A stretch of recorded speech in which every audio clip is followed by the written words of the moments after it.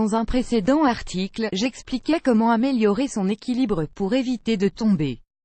Aujourd'hui, nous allons voir comment développer ses muscles et sa coordination pour se rattraper en toute sécurité.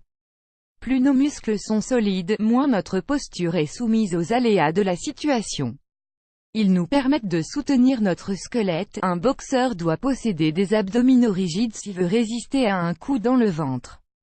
Mon premier conseil est donc de développer sa force au niveau des abdominaux, des lombaires, des épaules, des bras et des jambes. Un bon exercice pour se muscler en 3 minutes par jour. Commençons par nous mettre à 4 pattes sur un tapis. Nos cuisses et nos bras doivent être bien perpendiculaires au sol. À partir de cette position, posons les coudes au sol. Ainsi, nos avant-bras sont entièrement en contact avec le tapis.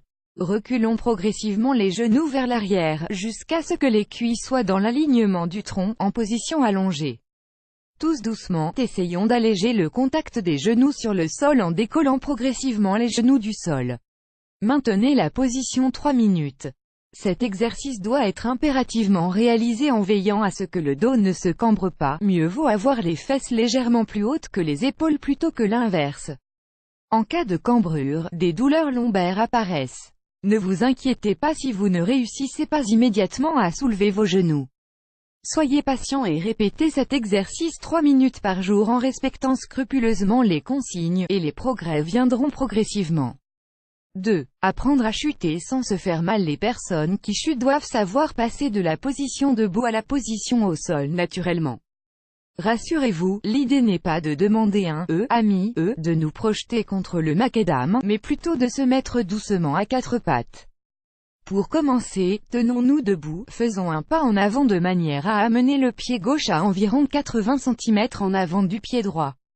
En fléchissant lentement les jambes et en maintenant le dos droit, baissons-nous doucement jusqu'à poser le genou droit au sol.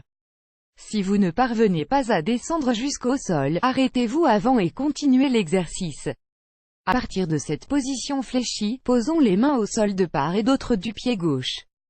Reculons les pieds en arrière tout en gardant les mains au sol. Lorsque les pieds sont entièrement reculés, c'est-à-dire que les cuisses sont dans l'alignement du tronc, posons les genoux au sol.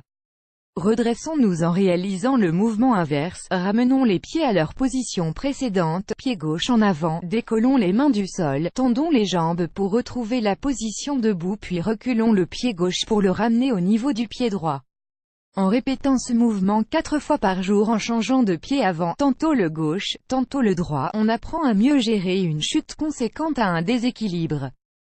Pour corser le travail et vous rapprocher d'une situation réelle, amusez-vous à répéter ce mouvement dans différentes conditions, sur un tapis, du carrelage, dans votre garage, votre jardin.